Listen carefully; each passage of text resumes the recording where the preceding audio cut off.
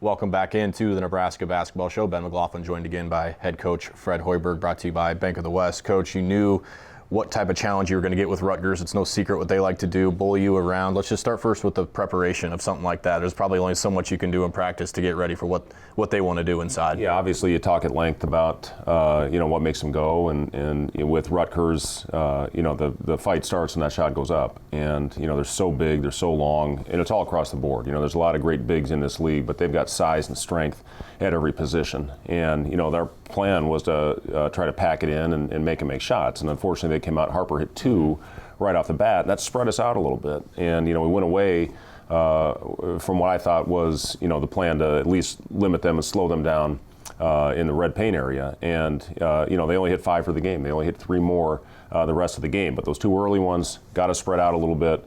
The big thing in that game that disappointed me, Ben, was we did not guard the ball, and we didn't compete on the ball the way that we needed to. We didn't bring that edge defensively, and you have help side defense, but it's really hard when you're giving up blow-bys, because what that did is our big had to come over and help, and when they missed the shot, their big was up rebounding the ball, getting the offensive rebound off the missed layup, and we couldn't smash down in time from the wing because of how quickly they were driving by our perimeter players. So, it was something where, again, we had a good start, got up to a really good start actually offensively. We hit some shots as well, and then we went through the lull. And, I've said it this year, when we continue to go out there and guard, the Purdue game was a perfect example of that. We had a great start to that half. In those middle 10 minutes, we couldn't throw the ball in the ocean, but we kept guarding and kept a lead, and then had a great finish to that half and played a very solid last 20 minutes. So, this game, is a perfect example. I thought our defensive energy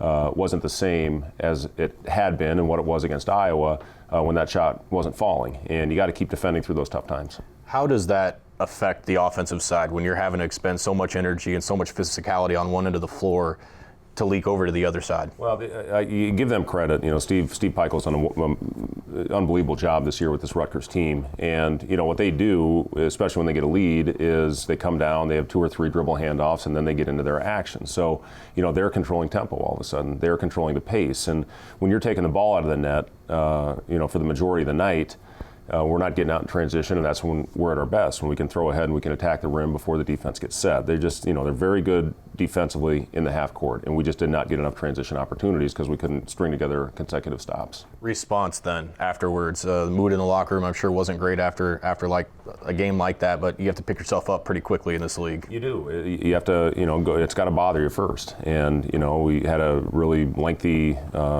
vocal film session that next morning, and then we moved on. We moved on to the next game, and it's always there. It was always therapy for me as a player to get on the practice court, and it does kind of the same thing as a coach. That was so painful about the Christmas break, is when we lost that game, we didn't get on the practice court for 5 days. But, to get back out there that next day, and you could see it did bother our guys. They were hurt by the way we went out there and played, and I thought we corrected it, and did some really good things, and brought a physicality to that Iowa game that we had to have. We'll dive a little bit deeper into that Iowa game. Huskers were victorious against the Hawkeyes and even their league record. We'll get into that coming up next.